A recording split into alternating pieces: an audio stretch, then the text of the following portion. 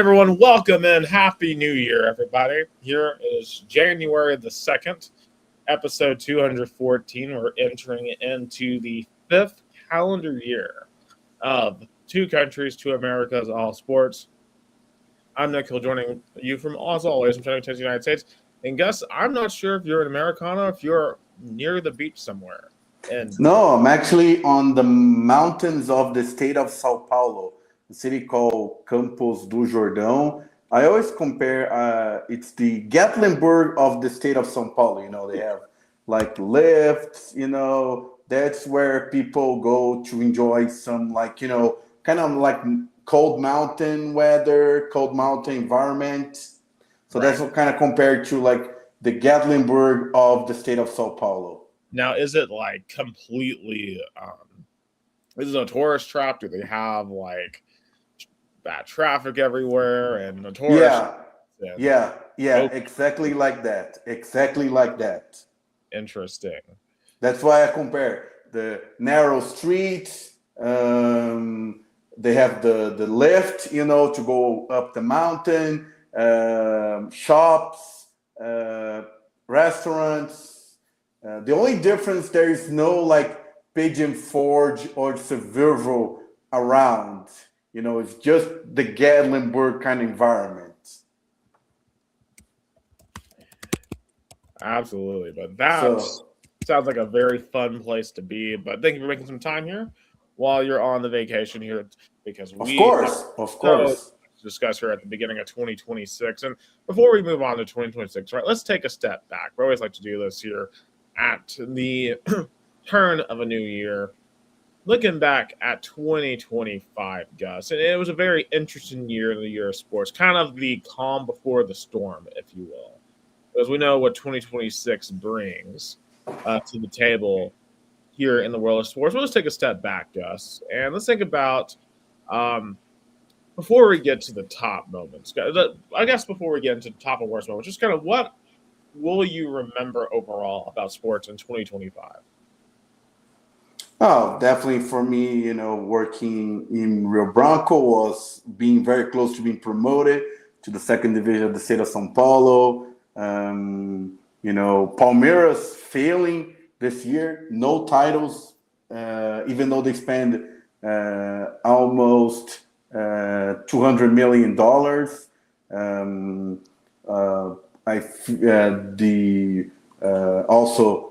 The Brazil qualifying to the World Cup, and the drawing and everything, the excitement for next year's World Cup. But for me, it was definitely the Rio Branco year was very up and down, with almost being promoted, last place in the Paulista Cup. But definitely in the world of sports in America, baseball with the Dodgers winning it all in the most thrilling World Series. The college football world that still has a lot of, turbulent environment. But overall, for me, it was a good year of sports. Absolutely. And from my end, I think there are three main things. When I take a look back at this year, that I think are massive turning points. For one, just a shout out to my hometown, Chattanooga. 2025 was a moment for Chattanooga to be in the national spotlight with the Mocs winning the NIT. That was one of my top 10 moments of this entire year. Just, obviously the Chattanooga doesn't get to be in the national spotlight very often when it comes to sports, or really for anything in that matter. Usually when we're in the national spotlight, it's not for a good reason. I had the giant flood last year and a whole bunch of other stuff that unfortunately put us on the map. But thankfully, the NIT run by the Chattanooga Mocs was a positive for the city of Chattanooga. And in that, not only that, but in that very same week too, you had the derby between the Red Wolves and CFC. And I was lucky enough to go to that game. Went to that game with my friends Robert and Jenna, and man, that was one of the most fun sporting events I've gone to in a very long time. That was probably the most fun I've had at a sporting event last year, easily. It was a physical game, emotional game. Went to penalty kicks, and of course the Red Wolves won. And then we got into a whole bunch of stuff happened after the fact. From an eternal standpoint, I'm not going to talk about on this podcast, but let's just say some folks were butthurt after the end of the Chattanooga Derby. And it just goes to show, even in a southern city like Chattanooga, soccer rivalries do hit a bit different. And that was a moment to show that in Chattanooga, even here in little Chattanooga, we can have some just big time sports moments. Two, this I think was a year that it was a bit of an inflection point for the Tennessee Volunteers athletic program, just as a whole, not talking about any specific team. But I think through the first part of the 2020s, since Danny White came into Knoxville, we've seen a lot of success across the board, right? Baseball winning the national championship, basketball having its best run ever, football coming back to national prominence. But there were cracks, I think, in all of the sports, right? Basketball's gotten off to a little bit of a shaky start. They start SEC play tomorrow. Of course, football kind of had a bit of a down year this year. We're doing a lot of changes that we'll get into throughout the podcast. And obviously, one of the worst moments of this year was Tony Vitello leaving for San Francisco. Now, there's nothing I will maintain there's nothing Danny White could have done about Tony Vitello leaving to go to San Francisco. But I do think, increasingly across the Tennessee fan base, there's a lot of people who are beginning to question, is the athletic department still heading up in the right direction? Because we went from just complete and utter nonsense as an athletic department to all of a sudden, we're a very competent athletic department and we're now competitive in every sport. But it did feel like that perhaps finally some stuff was going against UT in this past year. But I do think that still overall, right, even with some of the frustrations of this past year, and I'll never get into some of the frustrations, there were still some great moments by each of the free major teams, and even some of the non-free major teams. Jason, as he points out, there's nothing any A dude can do to match a major league job. I mean, that's completely fair. People who are still mad, there's still people who still complain about that. You go to any Lady Vols post-game post, and they're still complaining about it, which still doesn't make any sense. Don't blame Kim for Tony Vitello, please. Like, it just doesn't make sense. Also, number 3, my takeaway here, Jason says, you can't stay on an upward path forever. Even if we've plateaued, this athletic administration has been excellent. Agree. I mean, there's not much more we truly can do. Outside of just basketball and football winning championships, but it's very, very hard to go from like 10, 15 to 1. So, we'll just see what happens from there. And also free too. You have to wonder if maybe this is the beginning of a little bit of a change for the Titans in terms, not necessarily in terms of performance, right? Because obviously this year they only won 3 games this year, but obviously this year has been the Cam Ward era, and I will say overall, I think Cam Ward has done a pretty decent job as rookie quarterback. He's only thrown 7 interceptions this year. He's made a lot of really impressive throws. You can tell he's not working with a lot of tools around him. Can this year, when we look in 5-10 years, can this year be a year we look back at as the beginning of a change in the Titans culture? Of course, today there were some announcements made about some restructuring within the Titans organization I definitely want to touch on here in a little while. But, even though there's really no great moments in 2025 for the Tennessee Titans, it could be at least the beginning of maybe a turning point from the disaster the first half of this decade has been for the organization. Oh yeah, definitely. Especially with the ownership, has been a lot of questions around it. Didn't the Titans change their GM this year too? They did. They did at the beginning of this year. And what's interesting is they've actually kind of redefined the roles with the GM and the team president from Amy Adams Strunk, who obviously, as we all know, I have been incredibly critical of on this particular podcast because I truthfully don't believe she knows what she's doing, at least in my opinion. But we'll discuss her letter that she wrote yesterday to the fan base. But Gus, I wrote down some of my top and worst moments. So should I start with the worst moments or the top moments? I think let's do the bad before the good, Gus. So in 2025, I really have 5 main ones. So, and really in no particular order. I have Titans, just the Titans. And really can say Braves is the Braves. The Braves season just was a nothing burger this year. Lots of injuries. But I mean, there's still a lot of talent on the team. I think they'll bounce back. We'll see what they do with a new manager. As long as you have guys like Ronald Acuna on the roster, I do think there's a chance for the Rays to be really, really good, but you're in a very competitive division with the Phillies. The Mets, in theory, should be really good, but we all know, they spend money ad infinitum, but that doesn't actually translate to wins. So in terms of the actual worst runs, right? Like I touched on this earlier, Tony V leaves, and there's nothing that Tennessee could have done to prevent that. As we've talked about, as Jason says. But it was still sad, right? Like we all love Tony Vitello, and we all wish we could have kept him forever in Knoxville, but it just wasn't the way it was meant to be. But it was a credit to what he did here in Tennessee to get that opportunity in San Francisco, and I will be rooting hard for the Giants to do well in San Francisco because I want to see Tony V be the first one to win both the College World Series and the World Series. That would be phenomenal, and I think Tony V is good enough to pull that off. So I am hoping he can get it done on the big stage. Now, in terms of actual bad things here, the Vols lost another Elite Eight game. Frustrating to get back one game close to finally breaking through, to finally no longer hear all we've never made the Final Four. And granted, this year, honestly, it didn't hurt as bad as like the Purdue game because I think Tennessee could have beaten Purdue if the officiating were more fair against Zach Edey. Problem is this past year, Houston was just better. And we got a revenge on Houston in the Vegas tournament, but there's only so much that really does, outside of just being a really good win for us this year. Obviously, it was tough losing again in the Elite Eight, 0-3 in the Elite Eight. I'm not quite sure if this team this year is going to be able to get back to the Elite Eight. A chance, but obviously it's just we're going to have to see how they do in SEC play, which starts tomorrow.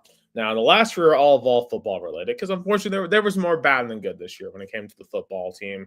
It all started in the offseason, and probably the worst moment of the entire year was Nico leaving for UCLA because it was just as upsetting as that situation was, right? It's just, in retrospect, it's kind of heartbreaking, to be honest with you, right? Because we were all so excited for Nico. We all gathered together 2 years ago to see his debut, and we were so excited about the hype about him out of high school.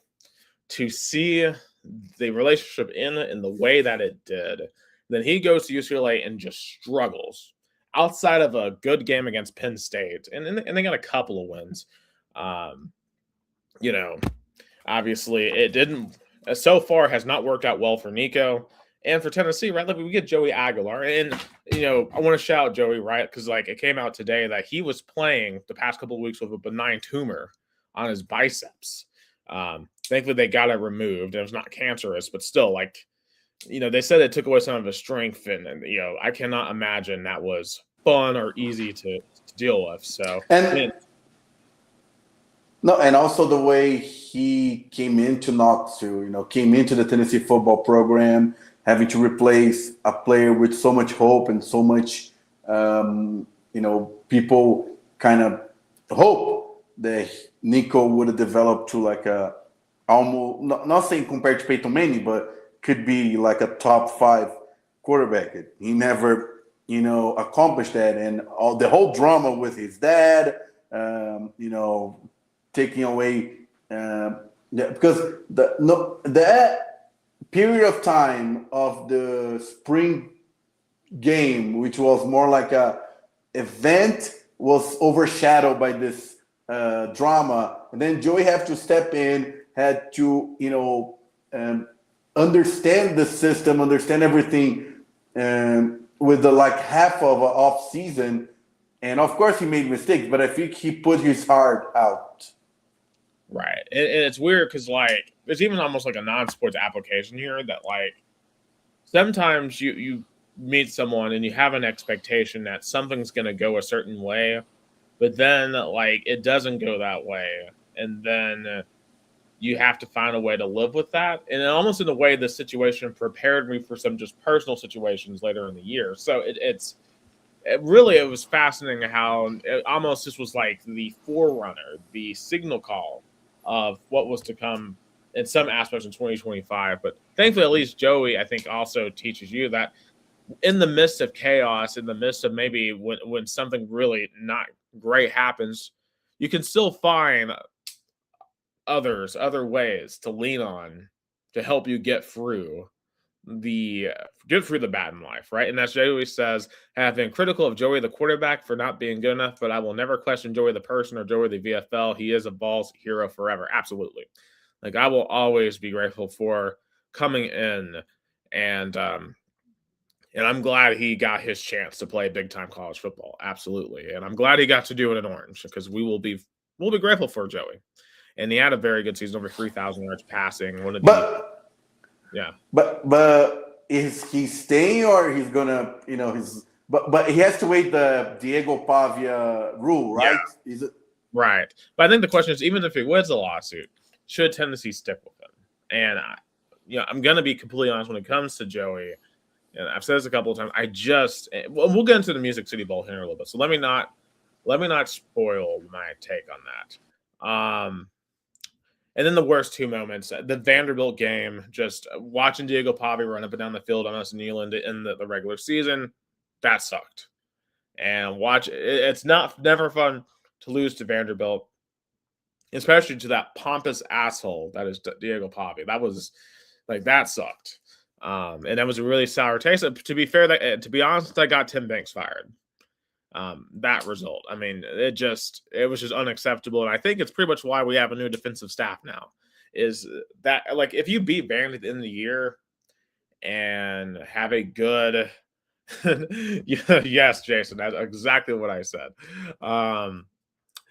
And you finish off the year on a good note, then yeah, I think maybe we don't go full sell nuke the defensive staff, but I think the Vanderbilt game forced us to do so. So, and that game honestly probably has done more good for us in the long run, but that still was not fun to go through in the meantime. And really, honestly, the fan base since that game it's just been unbearable, right? Like, it's, there are some people who want Heupel fired solely over that result.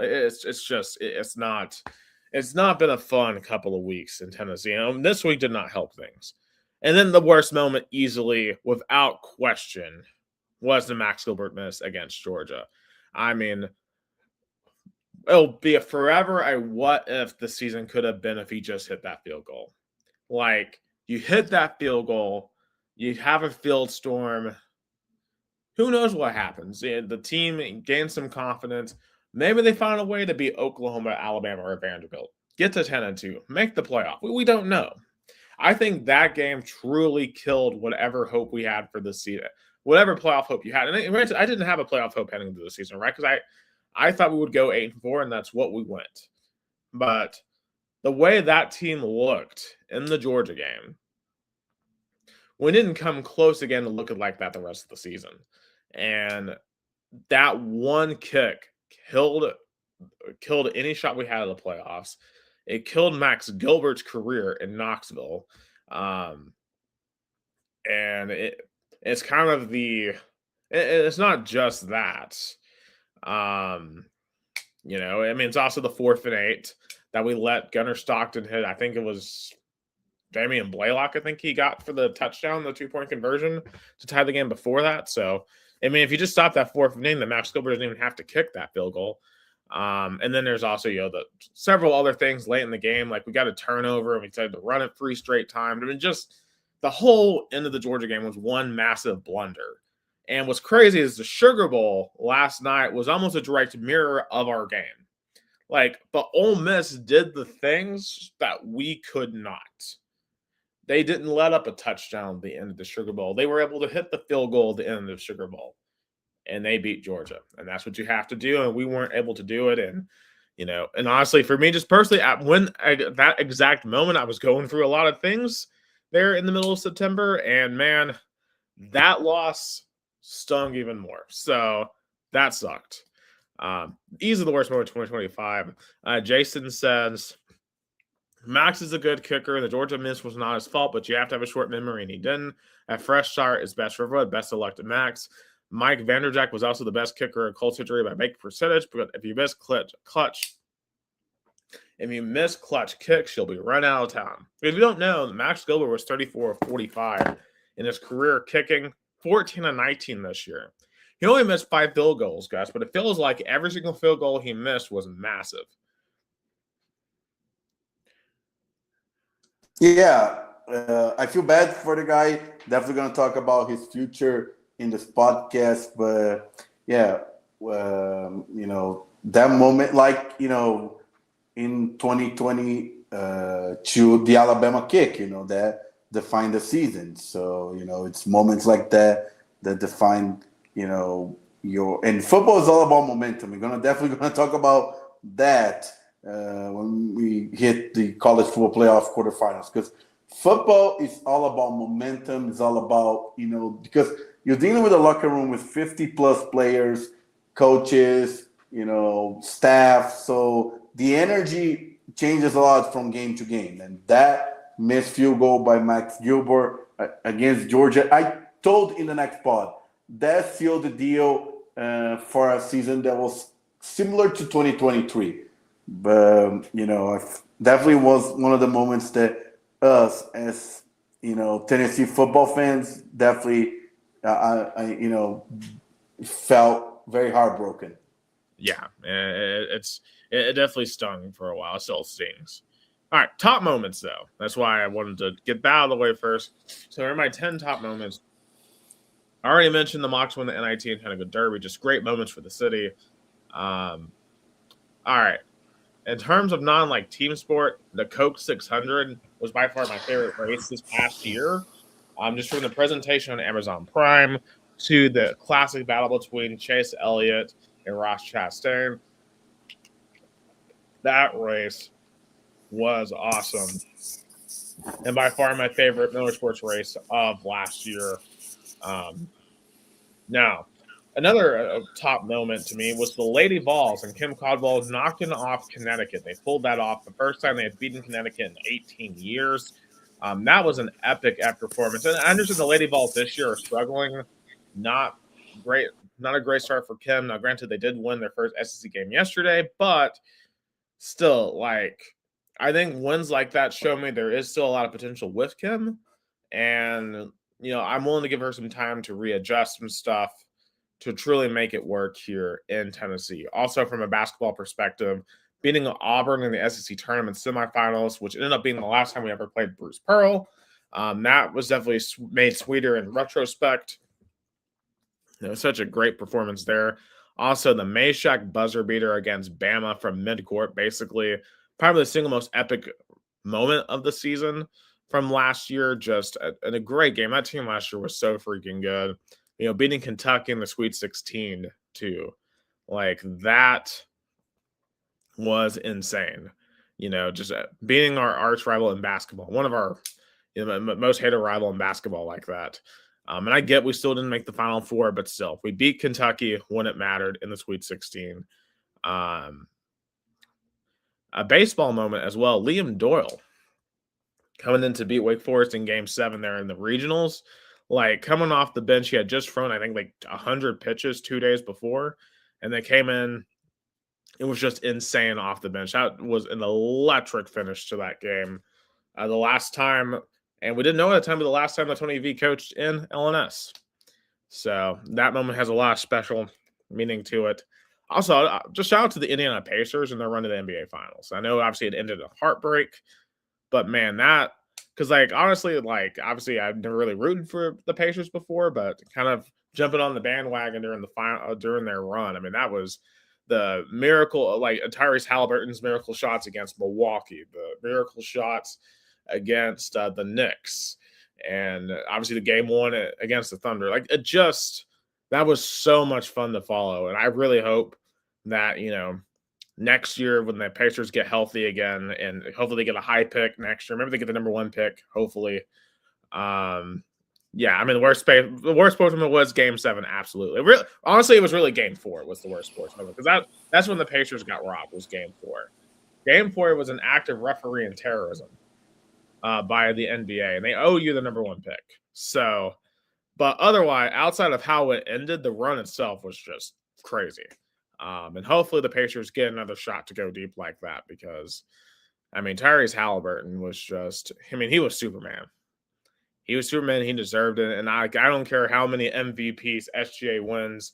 Tyrese Halliburton is the people's MVP. So I was, just looking back upon the Pacers, I didn't have much more fun following sports this year than watching the Pacers with y'all. So that was quite fun, and hopefully, next year the Pacers are back to contention. Um, but no moment meant more to me this year in sports personally than the Vols beating Florida in the Swamp. And I get Florida was 4-8. I get it, but I don't care. That was a moment I had been waiting on my entire life, and just beating them, right? And then we talk about Joey Aguilar, right? And he quote unquote didn't have any big wins. To me, the Gator chomp in the Swamp and just being up 28-0 at halftime there, that was a big win for me. That was a very big win to me because it finally showed that, yeah, our football program is not perfect. We do have a lot of issues, but we are still doing things that we haven't done in a very long time. And that Florida win in particular was very special for me. Also, I think about the wins at Mississippi State. I know Miss State was not great either, but still, for other reasons for me, that one was special. I remember Arkansas. I watched that one at a wedding, so just watching that with a bunch of people was fun too. Yeah, I mean, and I understand, right? Football could have been more, and we expect football to be more, but the one ending the streak in the Swamp was that was special to me, and I still have it on my phone. A picture of that game to be my screensaver because winning at Florida was just that important to me as a lifelong Tennessee fan. Jason says his best moment of 2025: Phillip Rivers balling out as a fat 44-year-old 2 days off of the couch. Which, hey, that was pretty epic too. That was pretty cool. So anyway, those are my look backs. What are some of your top and worst moments? I mean, as I point out when we start this podcast, definitely my worst moment was the Monte Azul and Rio Branco game, being so close to the promotion, but being taken away by referee decisions, especially in game one in Americana, where we clearly had a goal that was not offside. The ball crossed the line, but the linesman saw otherwise, and then have to went on the road, and we fought until the end. Rio Branco fought until the end, but fell short. Definitely is a sour taste when you get so close to being promoted to the second division in the state of São Paulo championship, which is really hard to do. But, this year Rio Branco is going to come back strong. And we have the Derby, which, kind of mentioned the Chattanooga Derby. The Rio Branco Neo Barbarense Derby this year is going to be insane. It's going to be on a Saturday in Rio Branco Stadium. Cannot wait for that game. Otherwise, definitely watching some American sports. I don't know if it was the best or worst moment watching the Jets play the Buccaneers in Tampa. That was the most fun I had in a sporting event in a very long time. The Jets being down at halftime, then having the lead up until the last second, and then the Buccaneers won in a field goal. They deserved, but I had so much fun in that game. Also, being back to watch college football, even though it was at Louisiana State University, was a very fun environment in Baton Rouge. And I saw it early, the things that were not gonna work during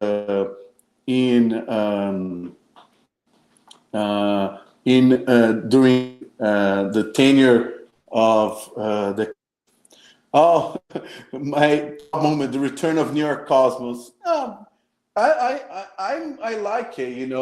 The USL League One has really developed into an interesting league. Congrats also to the One Knox winning the USL One league. being such a new team from the city that we really love, Knoxville, winning the championship. But New York Cosmos, also Sarasota Paradise from the area that my parents live, also joining USL. But overall, for me, it was a really, really challenging but really good sports year. Brian Kelly, the Brian Kelly, I saw firsthand on the LSU Louisiana Tech that he was not gonna last. I watching that game in the stadium, I knew he was not gonna last. But watching Major League Baseball again, so it was a fun year. It was a fun year, and hopefully I get to live more things in sports this 2026 year. 100%. I think when looking ahead to 2026, right, the grand event is the World Cup. The World Cup, we are finally in the calendar year of the American, Mexican, and Canadian World Cup. It's back on our hemisphere, Gus, which means we'll actually be able to not have to wake up at 5 a.m. to watch matches, which is nice. And this feels like this is going to be the most critical year in the history of American soccer this year. We have been talking about this ad nauseum for the entire history of this podcast, all the way back to when we were in Rock Solid Sports, about how this is the inflection point for American soccer.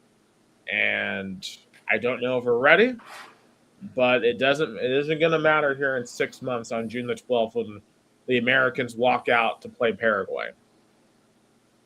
Then it's game on. It's about to be shown.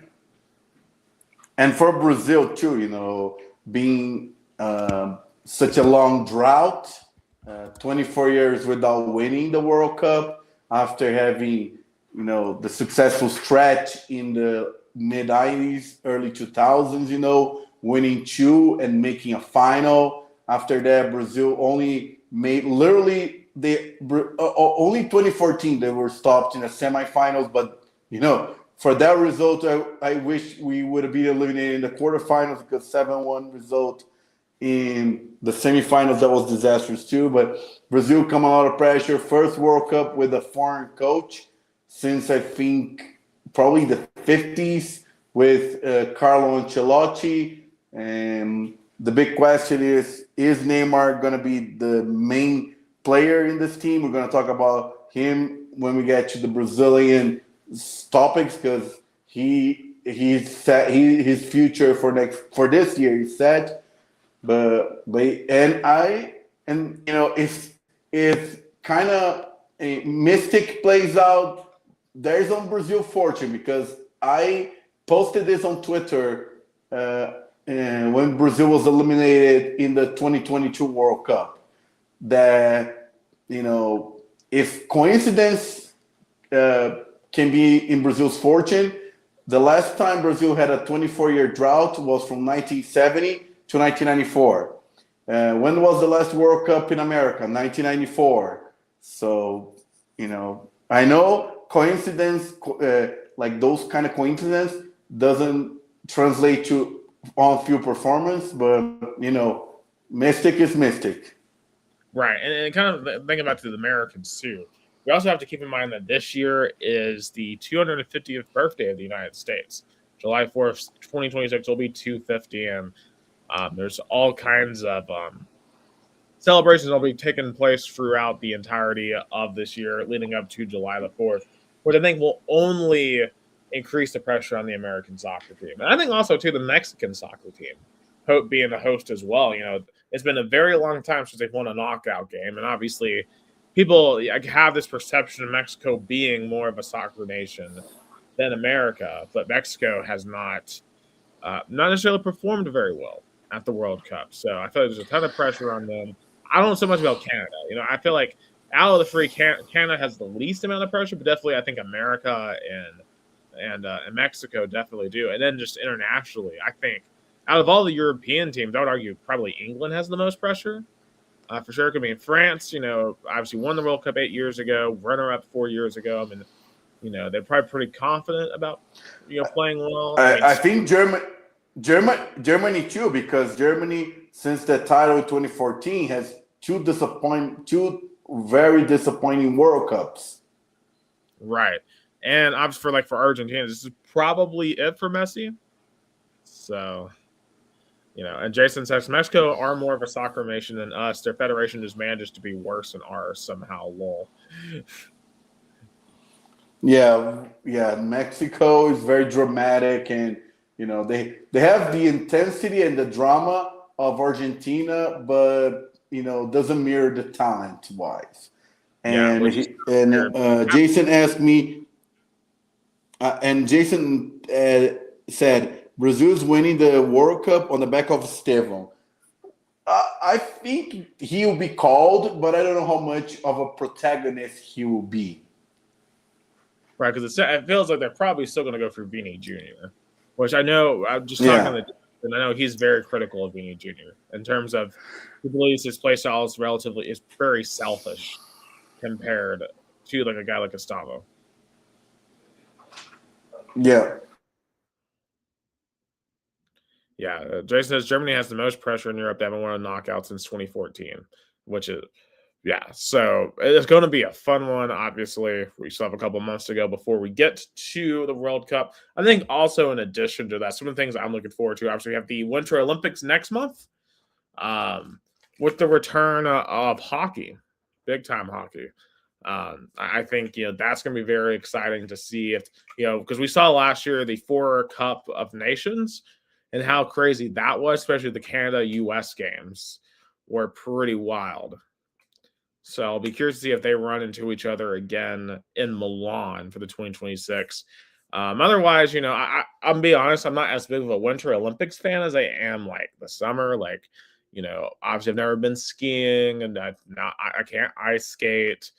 I'm not really a winter sports type guy. I know for South America, especially, like winter sports is not down your wheelhouse. Yeah. Here in Brazil, we have some probably there are some athletes that will compete, but it's not something that we follow since Brazil does not have the winter environment for that kind of for that kind of event. Yeah, and like even like being from Chattanooga, Tennessee, right? Like winter sports is not a massive deal like it is like in like Minnesota and like other places up north. So or like Colorado with all the ski resorts. And obviously there's ski resorts in Tennessee and like Western North Carolina. And half of them have to like have fake artificial snow to actually like, do the skiing. Um, I saw some people doing that this week, but um it'll be an interesting time. I don't know how much of it I'll actually watch though, especially given it's in Italy. But granted, most of the stuff should be on during the day, so I probably will catch some of it at least. Um, okay. The other stuff we do have the World Baseball Classic, which I thought the last time we had that was a banger. Of course, the U.S. was beat by Japan last time, so I'll be curious if we have more U.S. Japan matches in this particular World Baseball Classic, and who all plays because we saw a lot of MLB talent play in the last World Baseball Classic, and I think that really made it super fascinating. That'll be in March, so I'm excited for the WBC. And then one of the last big things I'm excited about that's a big change is the fact that the SEC is going to a 9-game schedule next year. I think that is massive. We'll get more quality games. That's one less crap game we have to sit through, like against like Eastern Illinois or New Mexico State or whatever. Like, for example, like next year instead of Tennessee playing New Mexico State, we play Lane Kiffin and LSU. Yes, much tougher, but it's actually like a game that people are going to watch. And we'll make the SEC like actually have to play tough teams late instead of playing cheap teams. And those are, to me, are some of the top events coming up here in 2026. Otherwise, a lot of it is rinse and repeat, right? You got March Madness coming up soon. Of course, you got the NBA playoffs coming up. Of course, NFL playoffs about to start here in a few weeks. And a lot of the other traditional events that don't change because Daytona starts here, NASCAR starts again in about a month. Don't know how different this year will be in Australia than last year. But to me, those are the four I mentioned are the four big changes I'm looking forward to here in this calendar year. What? Sorry. Yeah, I was just wrapping up my most exciting 2026 event. Like I said, the World Baseball Classic, and the fact that SEC is moving to 9 games in their conference schedules. Oh, for me, definitely the derby between Rio Branco and União Barbarense. Also, the state championship starts soon. Yeah, but also, like you said, the World Cup, the World Baseball Classic, that will be fun too. Brazil is in it, so I'll definitely be rooting for it. So, yeah, those are some kind of events that I'm looking for this year, 2026, soccer-wise. Frankly, just Sports-wise. games I'm excited for is Lane Kiffin at LSU having to go both to Ole Miss and Tennessee next year. So those atmospheres are going to be absolutely wild. I wonder if we'll see a riot at either of those games. But speaking of some college, let's get into the quarterfinals. So obviously the quarterfinals were on New Year's Eve. I think we're having some connection issues with Gus there. Yeah, I think he's working through some stuff. So we'll go ahead and get going here on the quarterfinals while Gus is kind of figuring out his situation there. He is not in his normal location. He is on vacation down there in Brazil. He'll be back with us here momentarily. You're watching Two Countries, Two Americas, All Sports, episode 214, the only American Brazilian sports podcast. I'm Nick Hill, joining you as always from Chattanooga, Tennessee of the United States. And let's get into some college football quarterfinal reactions here on the podcast because it was a wild couple of days in college football, some unexpected results, and perhaps just questioning the whole format as a whole here. So let's start off with New Year's Eve in the Cotton Bowl over in Arlington, Texas.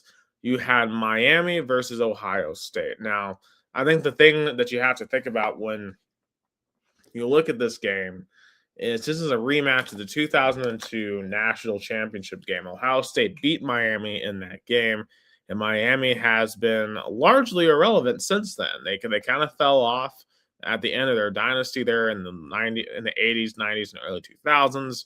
And for most of the 2000s, 2010s, early 2020s, they just haven't been very good. They haven't won the ACC, haven't been in the national championship picture, right? Like, I remember growing up watching like the U documentaries and thinking like, oh, Miami used to be really cool, like with the U and all that, but it's just like as a relic of the past. But the Miami Hurricanes are no longer a relic of the past, ladies and gentlemen. They are very much a really, really solid football program now as they came out and not only beat Ohio State, they dominated them. I know it was a 24-14 win, only 10 points. But Miami controlled the lines of scrimmage in this game. I mean, my goodness, that was shocking. Like, for a program like Ohio State that has the most talent out of any team, in theory at least, for them to just get outclassed physically was pretty surprising. And this has been a common criticism over the years for Ohio State is whether or not they're a soft program. And heading into the playoffs last year, I definitely would have said so. I mean, we saw what happened when they played Michigan last year. But saw with my own eyes in Columbus, they pushed around Tennessee. Then they went on through Oregon, through Texas, and then for Notre Dame to win the national championship. I'm like, okay, I can't really talk crap about Ohio State anymore. They just won a national championship. They went undefeated this year through the regular season. And then they got to the Big Ten championship game and lost. And that was pretty surprising, to say the least. They couldn't lose to Indiana.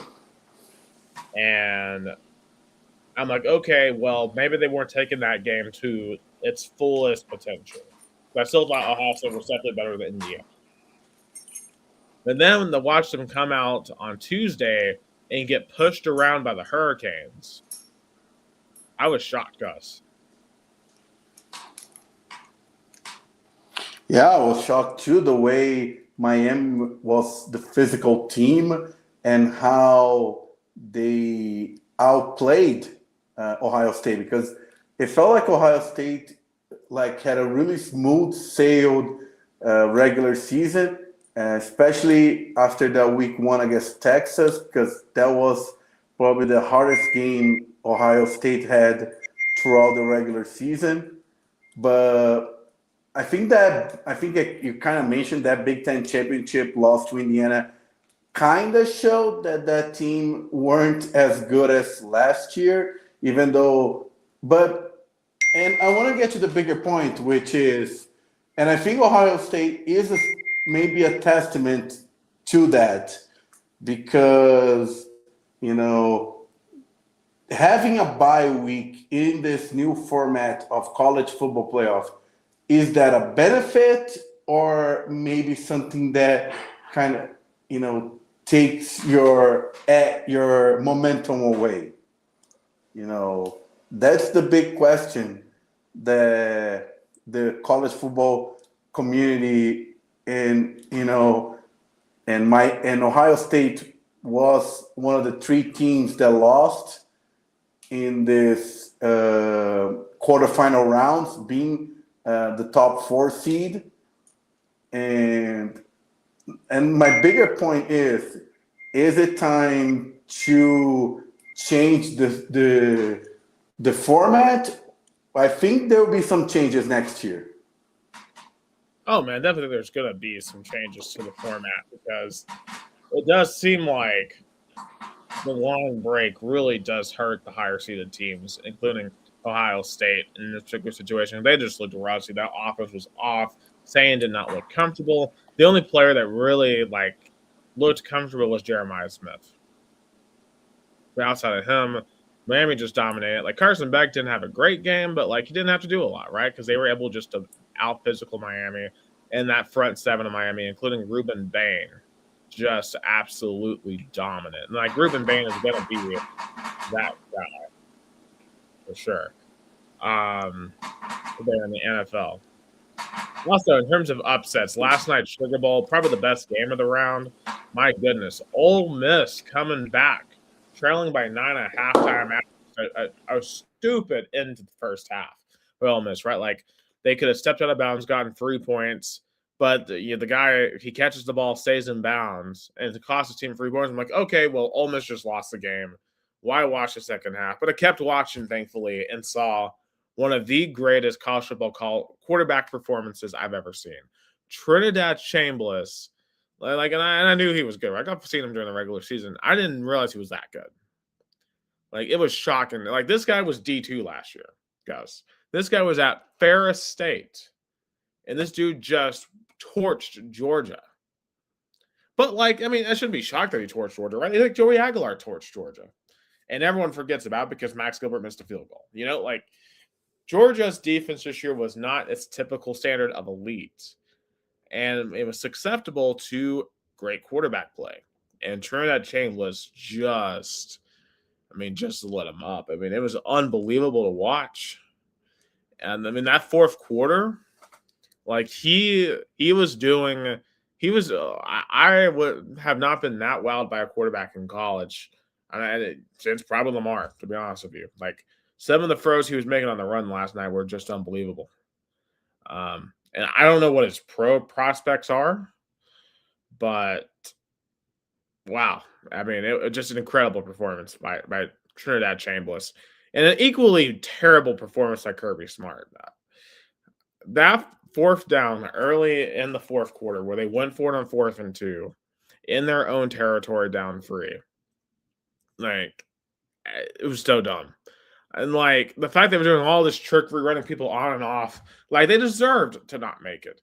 I'm tired of Georgia doing all this tricky crap, and then getting away with it. And it looked like the refs were going to let them get away with it because they had missed a face mask on them, and they had to call these really bad DPIs on Ole Miss. They were late in the fourth quarter, but thankfully the Ole Miss defense got a stop, and of course Trinidad was able to hit. I believe it was Wallace for a 50-yard game that set up the game-winning field goal. And by the way, the Ole Miss kicker, awesome. That dude is going to the league. That dude can kick under pressure. I'm jealous. of that. But Ole Miss winning this game, first and foremost, how do you think Lane Kiffin feels today, Gus? I mean, this guy spent his day last night at a women's basketball game instead of winning the biggest game of his career. Like, if Lane Kiffin never wins a national championship, he's going to look really stupid. Yeah, he took a big gamble. I mean, his press conference said, "Oh, I'm going to LSU because that's the program that has the opportunity to, get to the promised land."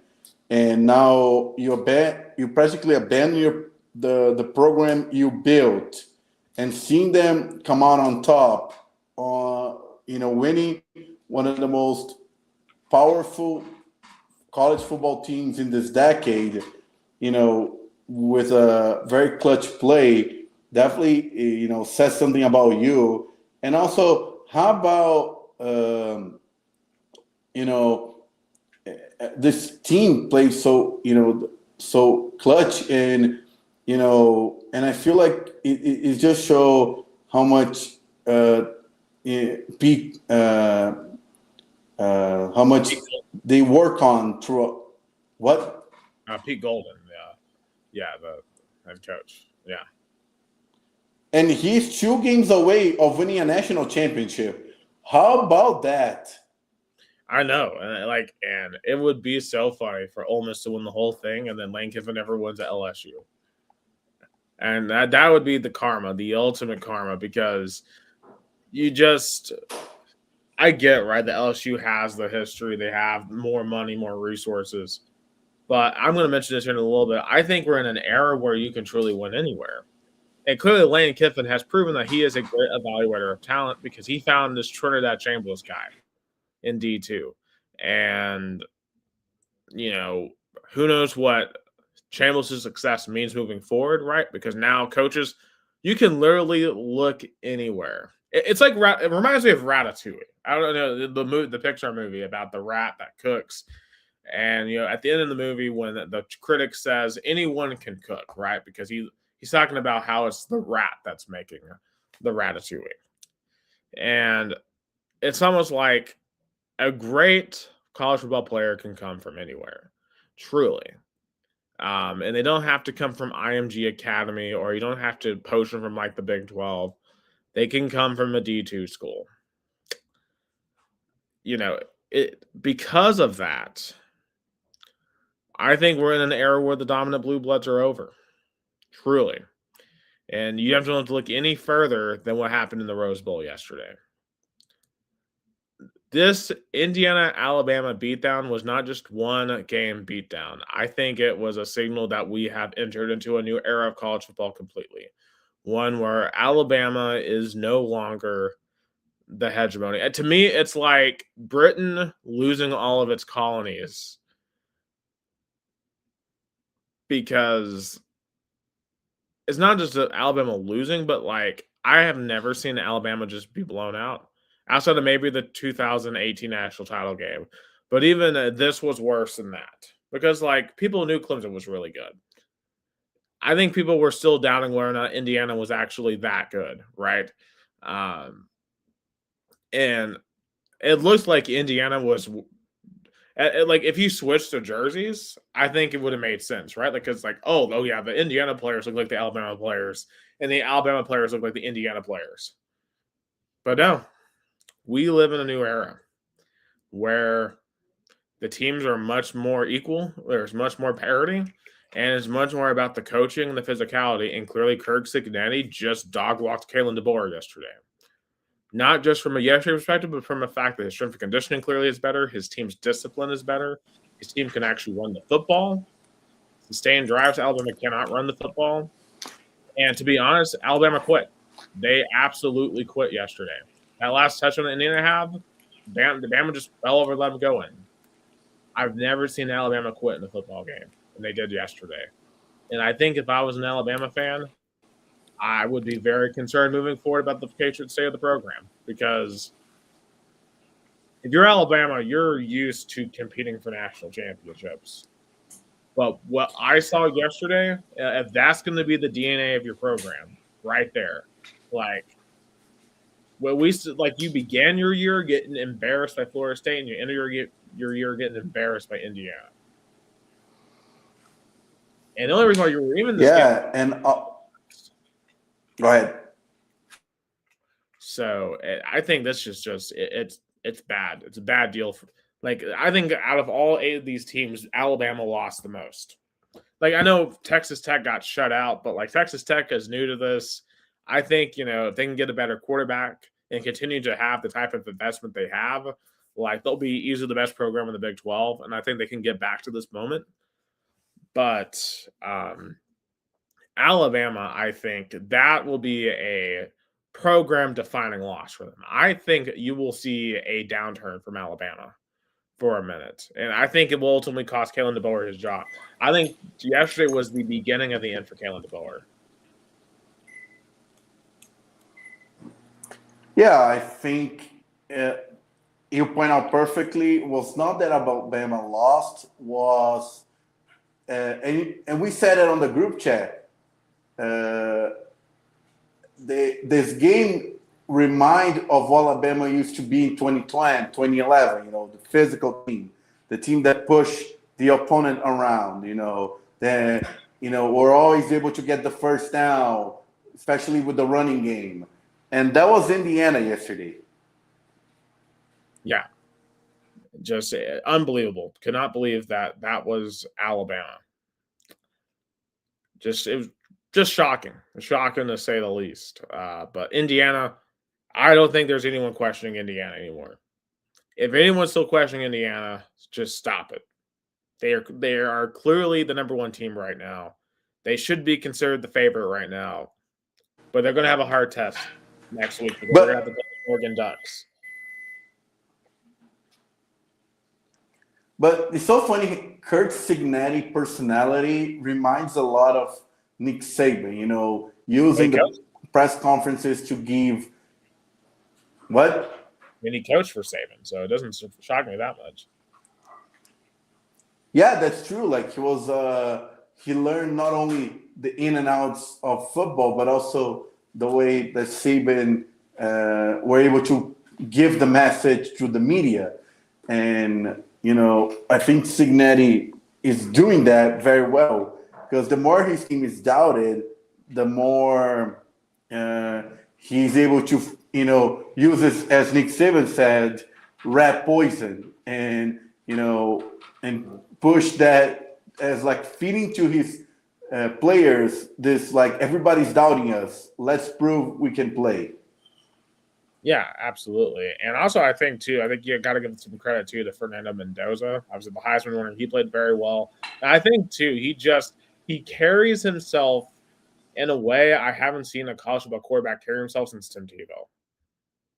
I think he might be the most mature quarterback we have seen in college football since Tebow. Just the way he carries himself in interviews, the way you can tell he carries himself as a leader. He just I feel like after football, he's going to be like a politician. He's that polished of a speaker, on top of being an awesome quarterback.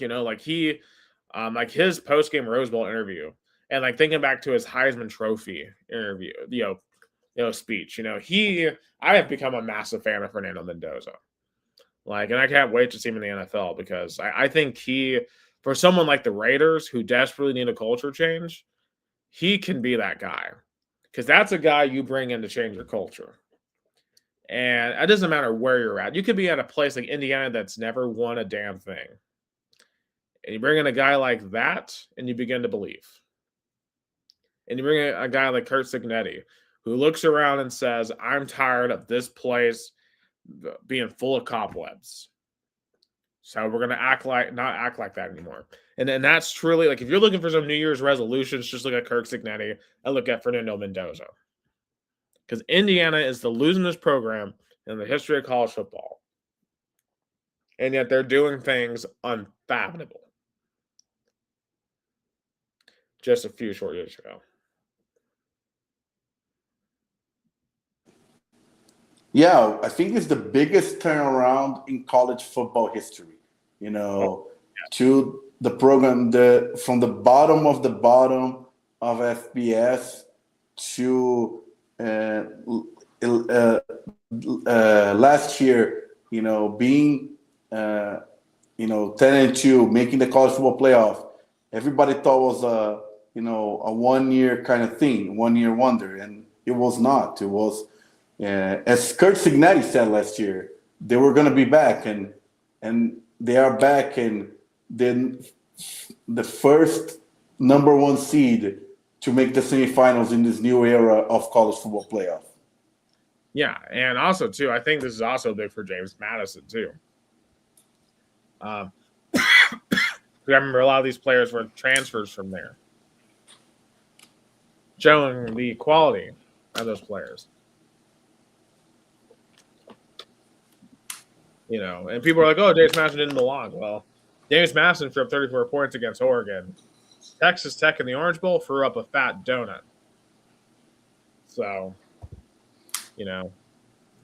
does Texas Tech belong compared to James Madison? Texas Tech's defense played very, very well yesterday.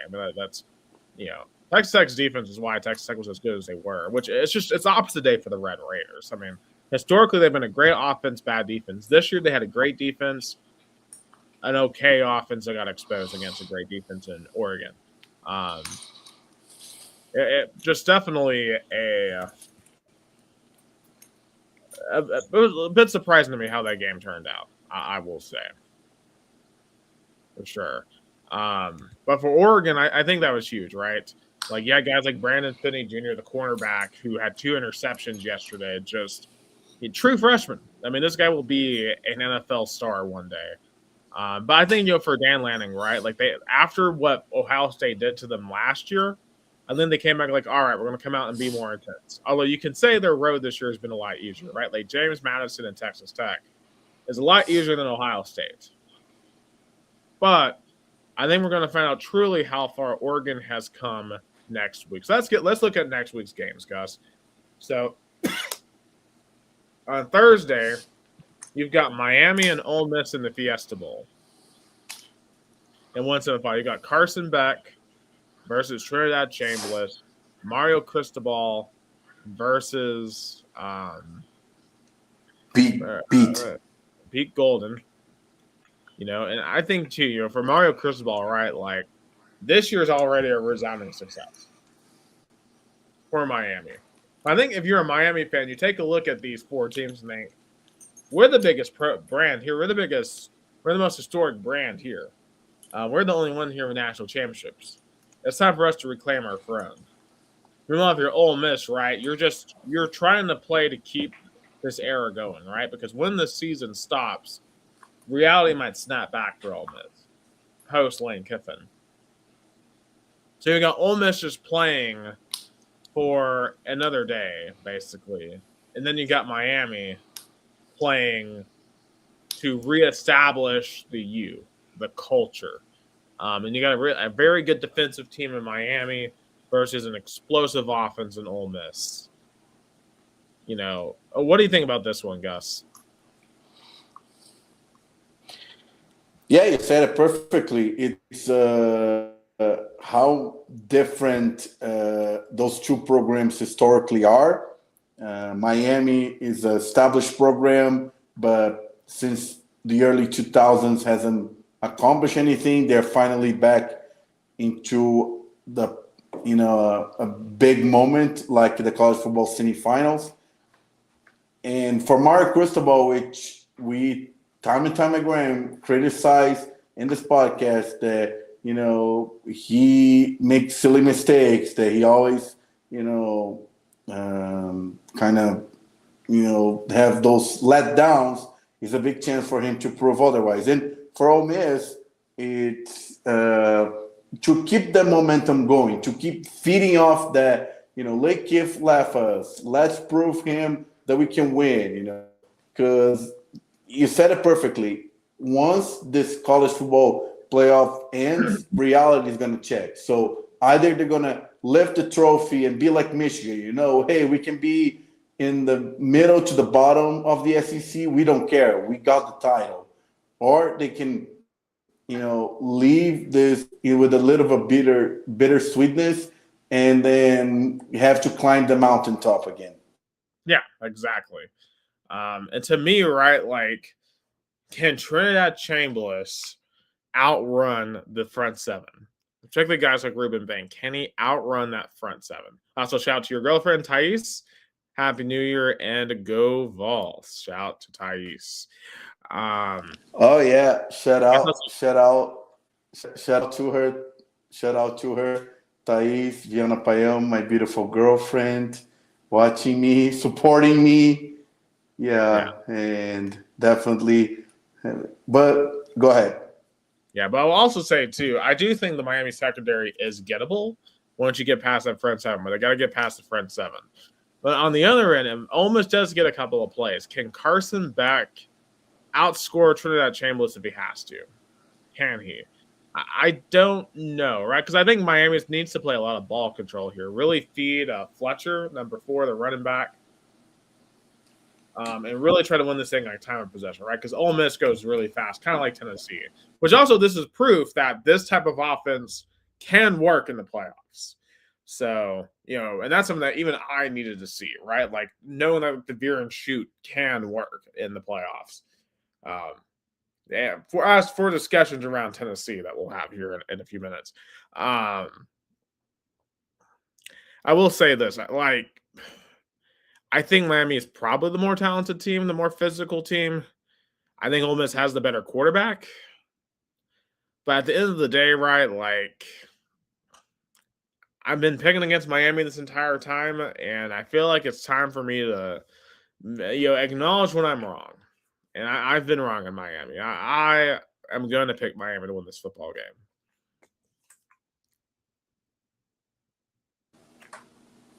I'm going to go Ole Miss. I think they're going to keep the momentum going. I'm going to go Ole Miss. I mean, I think it's a coin flip. It could go either way. So we'll split on that. Then over on Friday night in the Peach Bowl, Oregon, Indiana. This is a rematch of the game back in October. Indiana won by 10 in Autzen. It was a tied game, middle fourth quarter. I think for me here, obviously Fernando Mendoza made the plays back in October that Dante Moore couldn't. So has Dante Moore and Oregon come far enough to avenge Indiana? And in that front, right, like, Oregon is going to just have to be incredibly disciplined because Indiana is such a disciplined football team. Oregon's going to have to be more disciplined. Can Dan Lanning outfox Kurt Cignetti?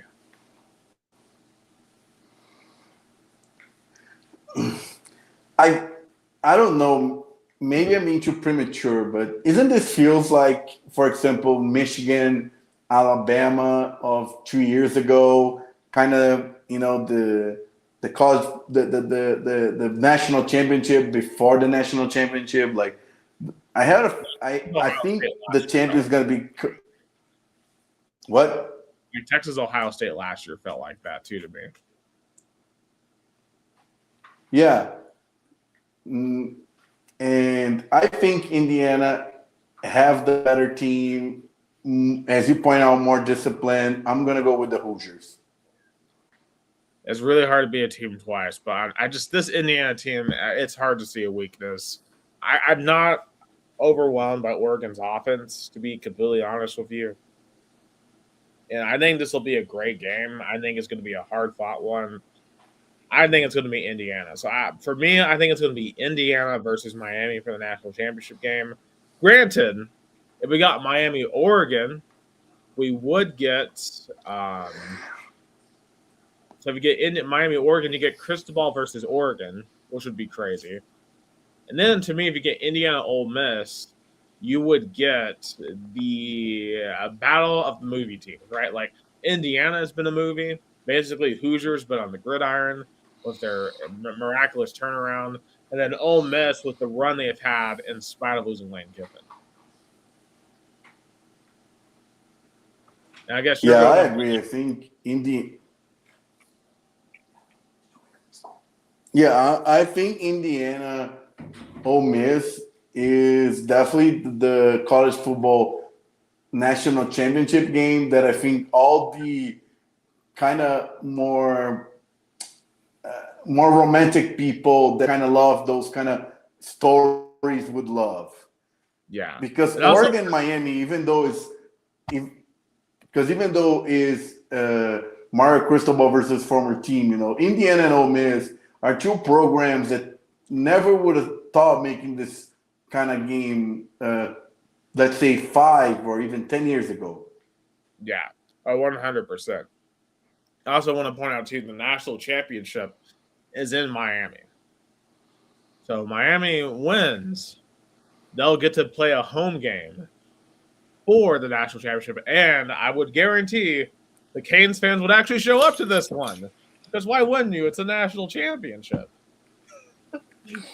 Yeah. I was gonna tell that if Miami Hurricane fans does not show up to a national championship game in their backyard, then there's no hope for the fan base. It's not even their backyard. It's just their stadium, literally. I mean, it's not on their campus, but it's still their stadium. I mean, that's quite funny. So, and that would suck for like Indiana or Oregon, right? Like if Miami wins, you're basically playing a road game for your national championship. Kind of what happened kind of recently in the Super Bowl back in 2021 and 2022. Yeah. Yeah, the Kansas City and the Bucks, although that was COVID, so we didn't have much of a crowd effect. And then Bengals Rams, although it really didn't feel like that was like overwhelmingly like a Rams home field advantage, in that game. But the Rams did win their national championship or the Super Bowl. Yeah, and Tampa too. Yeah. And just kind of overlooking, like, I think there are two big things here. One, the buys. And we talked about this. The buys are 1-7 now in this college football playoff. And I wonder, Gus, do they need to be reworked? Yes. That, with all the drama with Notre Dame and everything, put 16 teams, 1 through 8, play in their home campuses, and then have this quarterfinal system. Just put 4 more teams, no brainer, and then have everybody play in their home campus. I mean, yeah, I guess that would fix it. The calendar though, like the playoffs should start the week after conference championships. Like Dan Lanning said this best: we should have this national championship on New Year's Day. If you're going to have the transfer portal start today on January the 2nd, then there shouldn't be 4 teams that have to balance still playing for a national championship and dealing with the portal. Like that's just not fair. So the calendar needs to be fixed, and the buys need to be fixed because, like, they went a whole month without playing. Like that's just not. I mean, that makes no sense. You lose momentum in the season. Like imagine the NFL made their teams wait a whole month. I mean, it's a problem enough in baseball when they make their teams wait 5 days to play. And of course, the NBA doesn't have buys at all. So, well, I guess they have buys now with the play-in, but yeah, it doesn't make any sense. Also, Gus, is the era of the dominant blue bloods over? With this new NIL system and transfer portal, it kind of even out. I feel like now it's about the financial resources and not the brand. Yeah, it's about coaching too. Like because you're not just gonna be able to accumulate talent like you used to. You're gonna have to be able to work with what you got.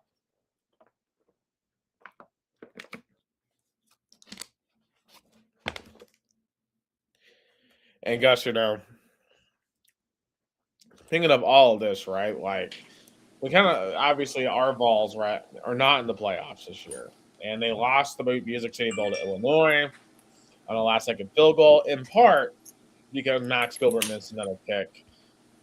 He transferred out, and then we talked about this last time about how this game really doesn't matter, but it's still frustrating to lose a bowl game, guys. Like, I mean, there's no sugarcoating about it. Like, but it was also like half our roster as well. Like, I mean, we had several stars that were out. It was just a crappy end to a not great season. Yeah, I think definitely it kind of reminds me probably of that 2021 season, the same bowl game and a bittersweetness. And of course, I don't think any Vol fan would, be like, "Oh my God, we need to win this bowl game to reassure." I feel like if you have to lose, this would be the year. Let's move on. Let's focus on 2026. Yeah, and the great purge has begun. Starting with Max Gilbert, he is out, and I think, despite the fact he's one of the most accurate kickers in Tennessee history, it's just critical misses, like we talked about earlier with the Georgia game. This game this week. I mean, it wasn't going to be a good situation. He was going to get booed if he kicked again in Neyland. Is what was going to happen, which wouldn't have been good for his confidence. It wouldn't have been good for the fan base. Everyone needed a clean start here. We need to go get a new kicker, and I don't know who that's going to be. Also, in addition to the recent fire of Tim Banks, Jim Knowles has basically cleaned house with the defense. He has hired several new coaches for the Tennessee defensive staff. He brought a couple of his coaches from Penn State, including Andrew Jackson, not the president, but a front sevens coach. He also brought in Anthony Poindexter to coach safeties, and he brought in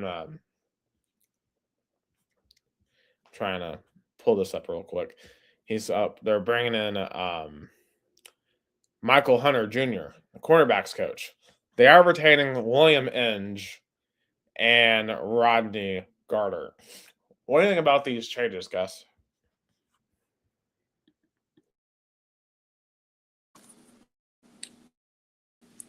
I think some changes are definitely necessary to the program. I think definitely having this kind of like rerouting a little bit. It's about rerouting the program. It's about finding the best kind of possible, kind of route. So I think it's necessary. Yeah, absolutely. And I'll be curious to see what they do. Obviously, transfer portal is wide open. There's thousands of players in there, Gus. So, yeah, I bet. I mean, it's a Wild West. It is the Wild West, and honestly, not too many players are upset about losing.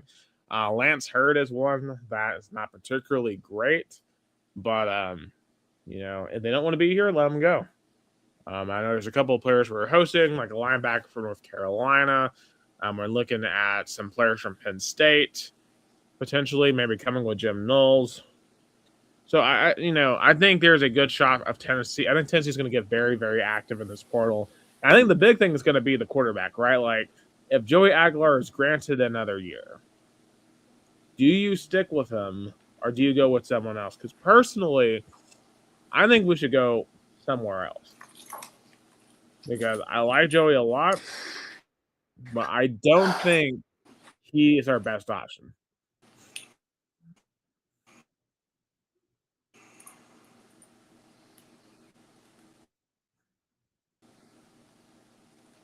Yeah, as we discussed in the review of 2025 Tennessee football season, he was a bridge quarterback, being a little bit off guard by the Nico drama, and definitely he gave his all, but maybe it's time to go a different way. Absolutely. I'll be curious to see who we could get. at quarterback there. Obviously, we'll be talking about that much, much more as all these players are going everywhere. I know, like Sam Levitt's going to Kentucky from Arizona State. Basically, Kentucky and Arizona State are doing their own quarterback trade. Basically, Cutter Boley from Kentucky's going to Arizona State. I think Arizona State's getting the better quarterback there, personally. I don't think Sam Levitt is very good. In my view, I think Sam Levitt was propelled up by Cam Scatterboom. I think also one of the best players in this class is Isaac Brown, the running back from Louisville. Allegedly, he is probably going to Miami, but I would love if his recruitment was open. So we'll see who Tennessee can get here. We need to get several players because the roster that we have this year was just not good enough. We need to get bigger. We need to get faster, especially on defense. Okay, so the one other thing I just wanted to bring out that was just funny is Vanderbilt lost to Iowa in the ReliaQuest Bowl. So their best season ever, and they couldn't beat Iowa in a bowl game, Gus. Like that's what we specialize in at Tennessee is beating Iowa in bowl games. Like they let Iowa score 34 points in the bowl game. Yeah, Tennessee did twice what Vandy couldn't do because I remember Tennessee beat Iowa in the Outback Bowl, I think in 2015, right, with Joshua Dobbs, and also in the Citrus Bowl. Literally, we were there. Yeah. No, Iowa was the year before then, right? I remember. In the Gator Bowl, yes. Yeah, Gator Bowl. So literally in the state of Florida, Tennessee was able to win 2 bowl games against Iowa, and Florida couldn't do it. Vandy couldn't do it. So, yeah, it's definitely not the best way to end the season, especially with probably was Vandy's best season. So I guess that, and also before we move, and we have to go kind of quick, but SEC in the bowl games as well, a little bit disappointing. You know, Tennessee lost, Vandy lost, Alabama lost. You know, there were several losses. Only Ole Miss won a bowl game with the SEC, and they were playing an SEC foe, Georgia. Texas won too. Texas beat Michigan. Oh, that's true too.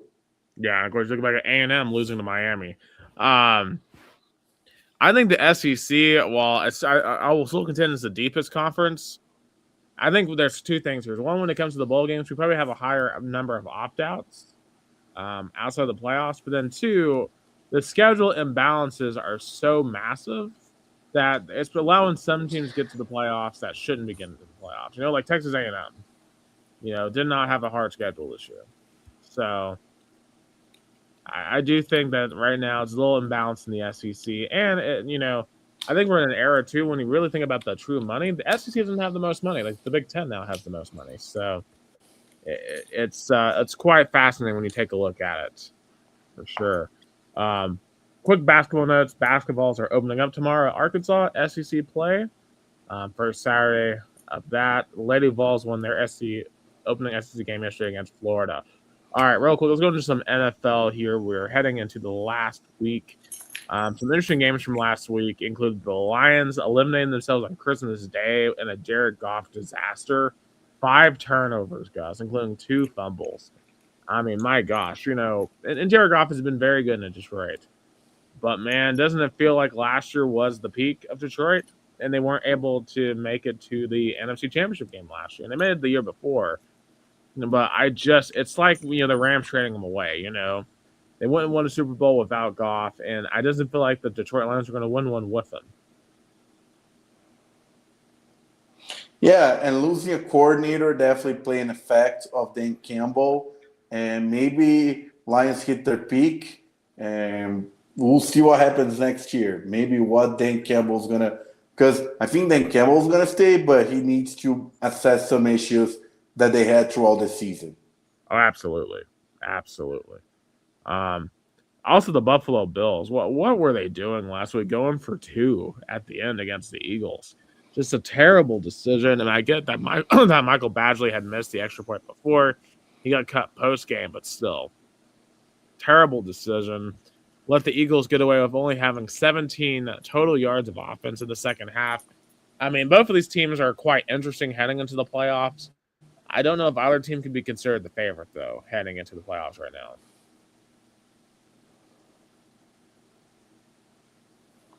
Yeah, I think definitely the Bills are kind of a little bit down. They still made the playoffs as a 7th seed, and will be if you know can Josh Allen overcome all those issues? Yes. Additionally, the Bears and 49ers played just an incredible game on Sunday Night Football. I mean, Chicago Bears are all of a sudden like one of the most exciting teams to watch in the entire league, and that is very fun to watch. And the 49ers look scary right now too. Like Brock Purdy, this is the best I've ever seen him play. Too like I'm and the way that Brock Purdy was able to kind of silence the critics, because a lot of people are discussing is he worth all the money that the 49ers paid him, and the way he performed recently kind of shows otherwise. Yeah. And the last thing I want to bring up here is the Raiders are probably going to get the #1 pick because the Giants decided to beat them by 20-something. The Giants always seem to make the worst decisions possible for their franchise, including winning this game. So I thought that was pretty funny. Anyway, let's pick Week 18, Gus, because we have a lot to kind of go over here. So tomorrow, let's go first. Let's go first the games that don't count. Let's get this out of the way, right? Because there is like what, 3 games that really count? Okay, so we'll kind of jump around here. Okay, Browns Bengals. This game doesn't really matter. Yeah, I'll pick Bengals. Yeah, I'll take Bengals too. Packers Vikings doesn't matter. Packers are guaranteed 7 seed. Vikings are out. Vikings, because I bet the Packers are going to rest some players. Yeah, I would agree. I'll take the Vikings there. I'm going to skip Titans Jaguars now because there are some implications there for the Jaguars. Cowboys Giants doesn't matter though. Give me the Cowboys because Giants are going to, they're going to try at least to be in the position to be the #1 pick. Yeah, I'll take the Cowboys. We got Chiefs at Raiders. Can the Raiders take this game and get the 1 pick?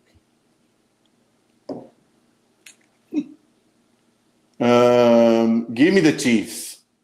You know what? I think the Raiders are going to be stupid and win the game. Giving the 1 pick, blundering the 1 pick back to the Giants. Okay. I think other games that don't matter here. Well, that there is a little bit of implications in Commanders Eagles. Dolphins Patriots has implications. Yeah, every other game has implications. So, playoff scenarios, because you have to be kind of like a rocket scientist to kind of figure out everything. So, the first game on Saturday is going to be the Panthers and the Buccaneers. So, this is effectively the NFC South Championship game, but not really. Because if Tampa wins, then they also are going to need the Falcons to lose. Because if the Falcons win, there's a freeway tie for the NFC South. And then the Panthers, despite losing on Saturday, would go on to win a division. So, that's madness. But I'm gonna go with the Panthers. I think even though they're gonna play probably with some interesting injuries, especially in the wide receiver with Moore and Barnes on the linebacker. I think, and be on the road. I'll say, I think they have the best momentum. I'll be honest here. I think the Bucks win on Saturday, but I think the Falcons win Sunday, and the Panthers make the playoffs. I am predicting the chaos in the NFC. You want chaos. Yes, I am going for chaos. It would be like the Duke upsetting Virginia, allowing James Madison in the playoffs in college football, which happened. So why not have it happen in the NFL? All right. On Seahawks 49ers, this game is for the number 1 seed. So, Gus, who gets the number 1 seed in the bye? Seahawks 49ers.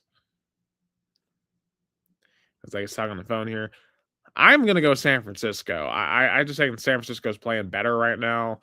And frankly, when it comes to a big time game like this, I just can't trust Sam Darnold personally. So I think San Francisco is going to get the 1 seed. I think they're the best team right now in the NFL. Give me the 49ers. And think about this. The Super Bowl is in Santa Clara this year.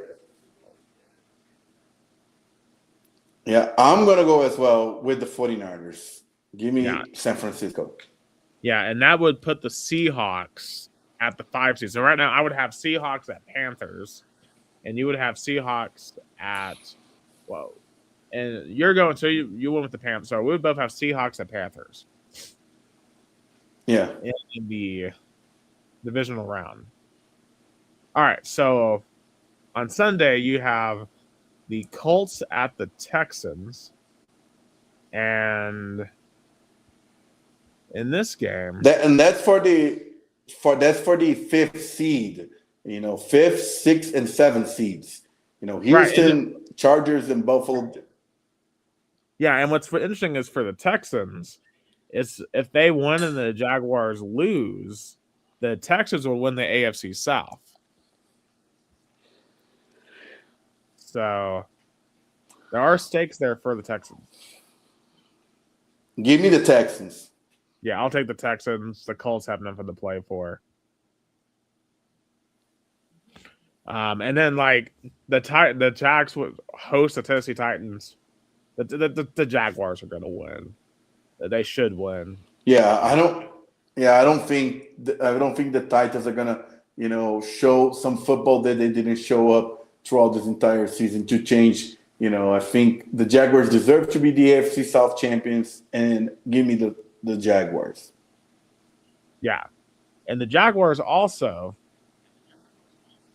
if they win and then the Broncos and the Patriots both lose, they would get the 1 seed. So let's look at those 2 games real quick, Gus. Dolphins at Patriots. Patriots. Okay, I would agree with that. I'll take the Patriots. And then, so the Patriots win, like we both think. Then, so the Patriots win. Then at the same time, they're playing Denver. They're waiting to see if Denver beats the Los Angeles Chargers at home. The Chargers are resting because they can't win the AFC West. Not so much resting because, again, if they lose and the Bills and the Bills win, they're going to be the 7th seed. So, I guess they don't change it much. That's true. So give me Denver. I'll take Denver as well. So I think Denver's going to be the 1 seed and get the bye. Patriots will be 2. Jags will be 3. And then that leaves us the winner of the AFC North with 4. And then that would leave the Texans at 5. That would, and then let's see the Bills. The Bills post the Jets. I think the Bills win that game. Yeah, Bills win too. The Jets have nothing to play for. Yeah, so I think the Bills win there, which really leaves us. Let's just complete the AFC while we're thinking about it. On Sunday night, you have Ravens at Steelers. Lamar Jackson says he's ready to go. You got Lamar versus Aaron Rodgers for the division championship. It almost feels like, too, for Mike Tomlin, this is probably a do or die for his job, considering the embarrassing loss last week at Cleveland. You know, if they blunder 2 opportunities to win the division, I here, agree. like this is I think this is coach for his job. Honestly, though, give me the Ravens. Pull it off in Pittsburgh. Yeah, and especially having that kind of like a playoff implication, even though they're not in the playoffs, but they're playing directly to win the division. And the Mike Tomlin recently in this kind of situation and always disappointed. I'm gonna go with the Ravens too. And I think for Lamar Jackson too can be a momentum changing because this was supposed to be his down year, and he's making the playoff as a 4th seed. You know, I think for him as well is important. Yeah, and basically the way it would work out on the AFC side is you'd have Denver as your 1 seed with the bye, then you would have the 5 seed Houston at 4 seed Baltimore, you'd have 6 seed Buffalo at 3 seed Jacksonville, and then you would have the 7 seed LA Chargers at number 2 New England. Is how that would all play itself out. Okay, so over on the NFC side, let me just scroll back up through here. So we've already established we think San Francisco is going to beat the Seahawks to get the 1. The Seahawks would be the 5. We think the Panthers will be the 4. So, and the Packers will be the 2. So the big question is who's going to be the 2 seed between the Bears and the Eagles. If the Bears beat the Lions, then they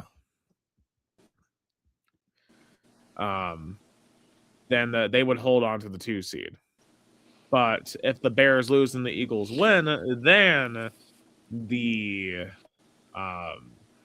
Eagles get the 2 seed. So first of all, it's Washington at Philadelphia.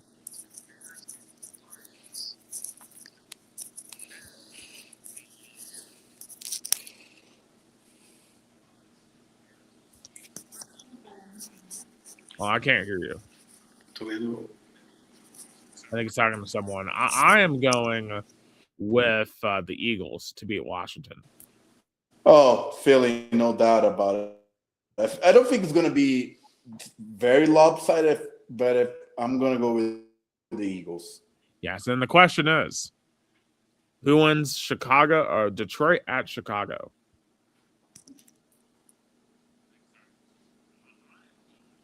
Can you hear me? Can you hear me now? Yes, I can hear you now.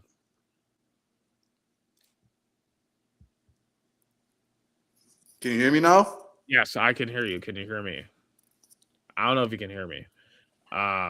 Personally, I'm going to go with Detroit to upset Chicago. Bears. Give me the Bears. All right, so he's going Bears.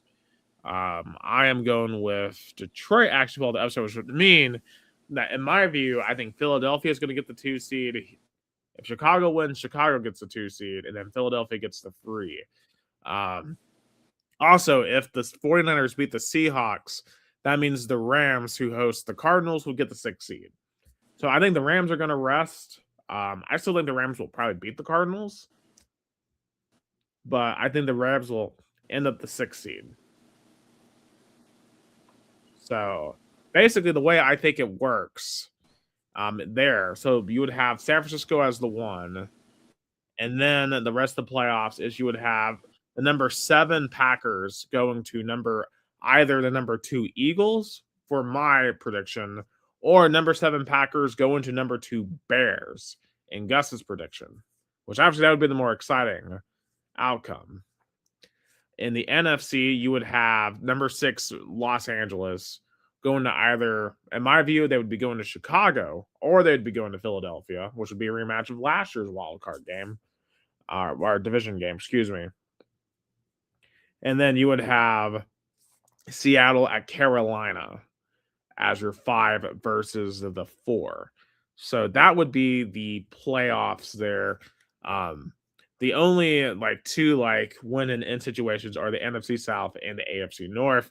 And as we've said earlier, if Tampa beats Carolina, then the outcome of Tampa, of Atlanta, and New Orleans would ultimately determine who wins the NFC South, because Carolina would have to defeat because if Atlanta defeats New Orleans, then Carolina's in no matter what happens on Saturday. And then if Carolina wins, then they're in, obviously. So those are the kind of what we are seeing as the playoff scenarios there. Gus, I mean, definitely, I think this would be some very exciting playoff matchups. I cannot hear you. Definitely for this week 18, the game I'm excited the most is Steelers at Ravens at the Steelers, because, as you pointed out perfectly, I think for Mike Tomlin, he's a do or die. If he loses at home and eliminated again after having so many chances to clinch the division, I think it then is finally time to cut the cord and move on. And for other predictions, I think, as we point out, the scenario is laid out. So I think it's going to be a very exciting week 18 and to define the playoffs. Absolutely. And that's really all I have on the American side of things. There's two things I know, Gus, you have on the Brazilian side. I don't know if you have that. Yeah. Just real quick. There's all about Santos, Gabriel Barbosa, Gabigol, which was a key player at the Flamengo, Libertadores titles in 2019, 2022, and also he was playing at Cruzeiro this year. He's on a loan to his team that he started his career at Santos, and also Neymar renewed his contract to Santos until July. So Neymar is going to stay in Brazil, trying to perform better to the World Cup. So we'll see.